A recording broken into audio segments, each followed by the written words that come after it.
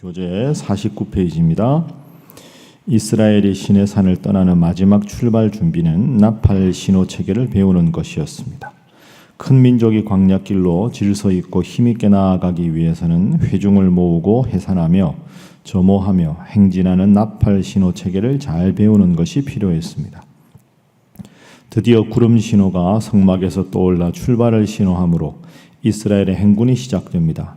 귀로는 나팔 신호를 들으며 눈으로는 구름을 보며 나아가는 이스라엘의 행군은 군사 이동의 형식에 종교적 요소가 첨부된 행군이었습니다.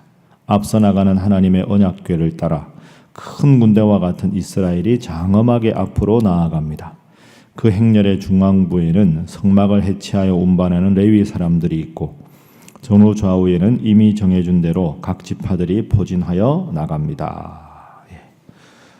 방금 우리가 읽은 대로 이제 이스라엘 백성들이 그 시내 광야에서부터 모압 평지까지 쭉 행진을 할 때 어떤 순서로 어떻게 해야 할지에 대해서 오늘 이제 그 대형에 대해서 말씀을 하십니다. 그리고 특별히 그 많은 인구, 그러니까 출애굽할 당시의 민수기 앞부분에 보면 장정만 60만 3,550명이니까 한 200만 명 되겠죠. 이스라엘 자손들하고 중대한 잡족들이 함께 출발했으니까 그 200만 명이나 되려면 그 대형이 얼마나 길겠습니까? 그래서 이제 나팔 소리로 나팔을 어떻게 불면 어떻게 하라는 신호니까 어떻게 하라. 육성으로 하면 당시 너무 소리가 전달이 힘드니까 큰 나팔 2개를 하나님께서 만들라 하시고 그 나팔의 신호에 따라서 행군의 모든 속도라든지 모임이라든지 이런 것들을 다 조정할 수 있도록 그렇게 해주신 것이 오늘 본문의 주요한 내용입니다. 자, 그런데 오늘 본문에 보면 9절 10절 말씀 한번 보겠습니다. 10장 9절 10절. 자, 함께 읽습니다. 시작. 또 너희 땅에서 너희가 자기를 압박하는 대적을 치러 나갈 때에는 나팔을 크게 불지니 그리하면 너희 하나님 여호와가 너희를 기억하고 너희를 너희의 대적에게서 구원하시리라. 또 너희의 희락의 날과 너희가 정한 절기와 초하루에는 번제물을 드리고 화목제물을 드리며 나팔을 불라. 그로 말미암아 너희의 하나님이 너희를 기억하시리라. 나는 너희의 하나님 여호와니라. 아멘. 자, 나팔을 불 때 등장하는 표현이 있는데 그리하면 나팔을 그렇게 불면 하나님 여호와가 너희를 기억하리라. 그 나팔 소리와 하나님의 뜻이 일치되는 거죠. 그래서 오늘 우리가 나팔 신호를 통해서 생각할 첫 번째 기도 제목은 늘 하나님의 뜻대로만 살게 하소서 하는 기도가 필요합니다. 하나님께서 불라고 하는 나팔, 그 나팔 소리를 듣고 백성들이 그대로 순종하고 하나님도 그 나팔의 소리대로 그대로 응답해 주신다 하는 것이지요. 하나님의 뜻대로만 움직이는 이스라엘 백성으로 거듭나게 하기 위해서 광야에서 40년 동안 훈련받게 하셨다. 우리가 어저께 그렇게 묵상을 해보았습니다. 그런데 이제 오늘 본문을 읽으면서 우리의 고민은 이것이지요. 우리한테는 지금 하나님이 나팔을 안 불어주시지 않습니까? 우리가 기도하다 보면 하나님이 나팔을 딱 불면 여기서 그만해야 되는구나. 이런 나팔을 불면 이건 안 해야 되는구나. 차라리 하나님이 나팔을 불어주시거나 아니면 매일 그냥 아침에 만나가지고 하나하나 여쭤보면 하나하나 대답을 해주시면 참 인생이 편할 것 같은데, 그러면 하나님이 시키는 대로만 살 수 있을 것 같은데 하나님은 그렇게 응답을 해주는 분이 아닙니다. 그런데 되려 생각해보면 그게 여러분 복입니다. 하나님이 일일이 하나하나 가르쳐 주시면 여러분이 행복할 것 같지요. 물론 하나님 뜻대로 움직이겠지만 그러면 기도 안 합니다. 어차피 다 가르쳐 주실 텐데. 그럼 여러분 성경 읽겠습니까?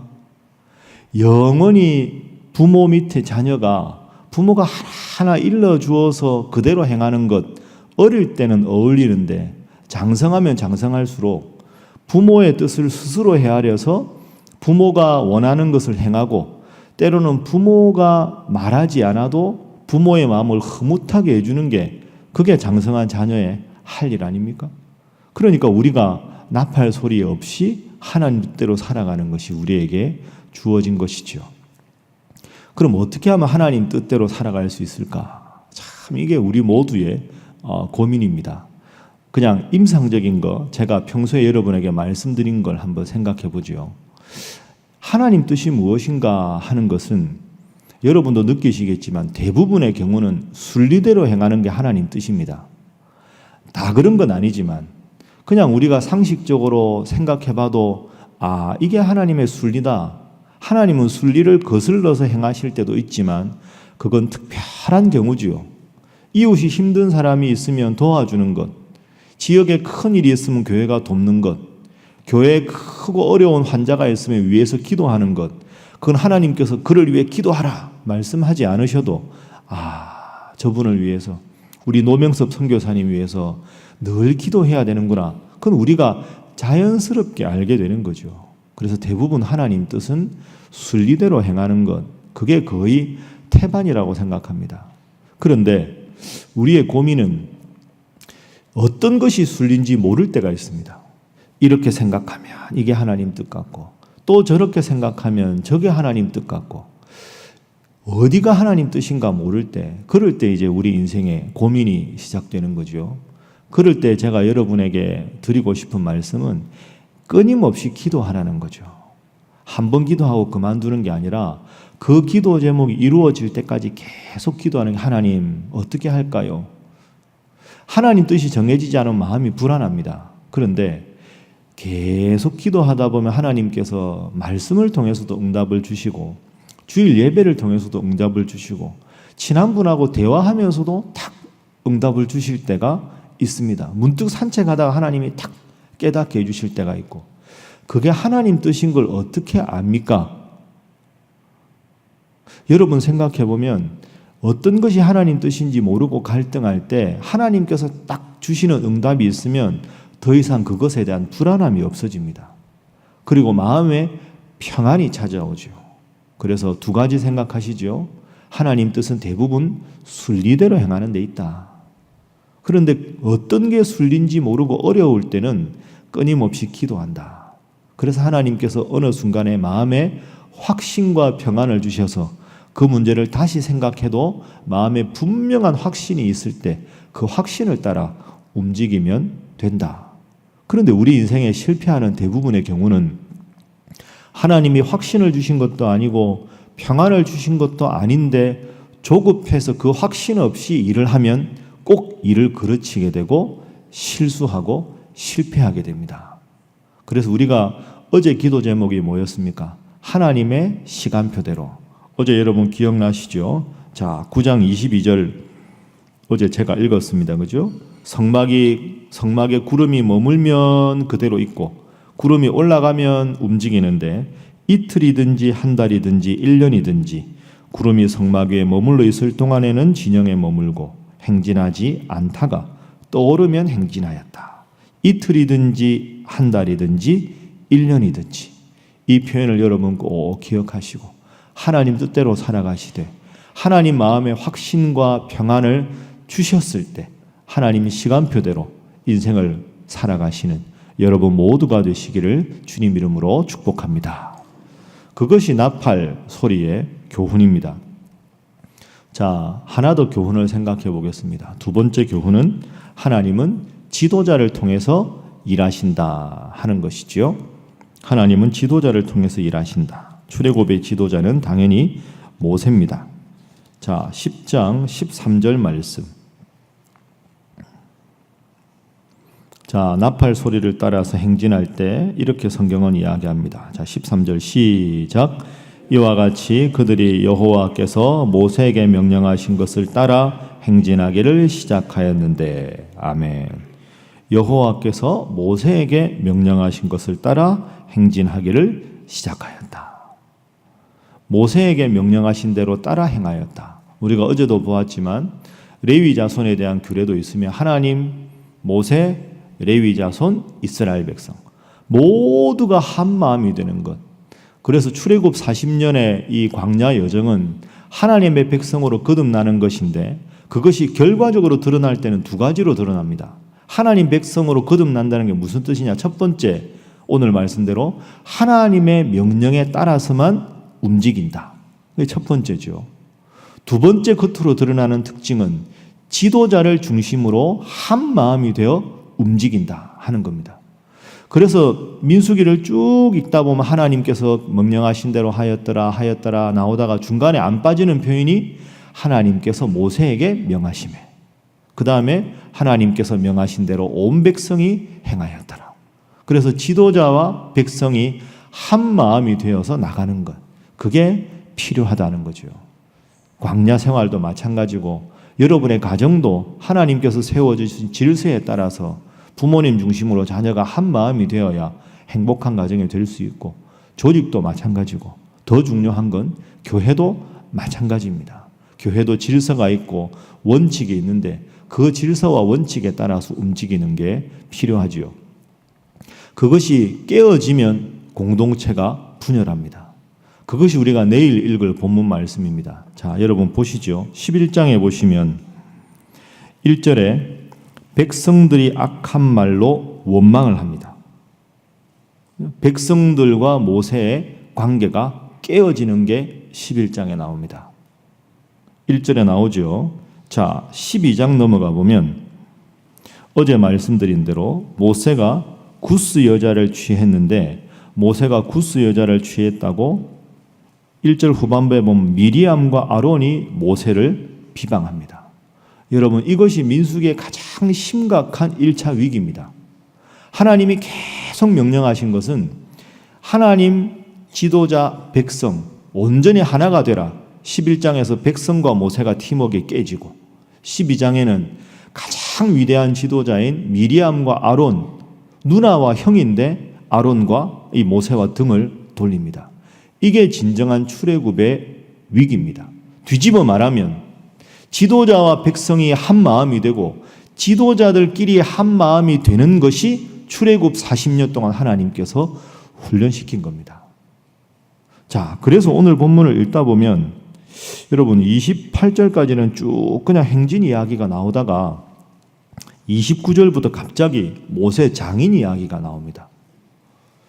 좀 이게 맥락이 안 맞죠? 갑자기 왜 모세 장인 이야기가 나왔을까요? 모세가 모세의 장인 미디안 사람 르우벨의 아들 호밥에게 이르되 여호와께서 주마하신 곳으로 우리가 행진하나니 우리와 동행하자. 그리하면 선대하리라. 여호와께서 이스라엘에게 복을 내리리라. 근데 호밥이 나는 내 고향 친족에게로 가겠다. 모세가 다시 권해서 우리와 함께 가자. 이렇게 말합니다. 여러분, 이 호밥을 같이 가자고 한 이유가 뭘까요? 하나님이 함께 하시는데, 방금 11장, 12장을 생각해 보면 인간적으로 분석하면 모세가 외로운 겁니다. 힘든 거죠. 출애굽하다가 그 시내산 두 돌판을 깨뜨렸을 때 우상을 섬긴 사람들 3,000명을 죽이기도 했고, 모세가 얼마나 많은 위기를 겪었습니까? 그런데 11장, 12장 가면 분열이 생기잖아요. 그러니까 모세는 하나님 앞에 바로 선 지도자였지만 영적으로, 육체적으로는 너무너무 외롭고 힘들었던 겁니다. 상상을 해보면 3,000명을 그때 십계명 두 돌판을 가루를 빻아가지고 막 할 때 3,000명을 죽였는데 그 3,000명의 가족들은 지금 여전히 출애굽의 대열에 있지 않겠습니까? 그 사람들은 틈만 나면 어떻게 하면 저 모세를 깎아내릴까 그 생각하고 분개하는 사람들도 있겠지요.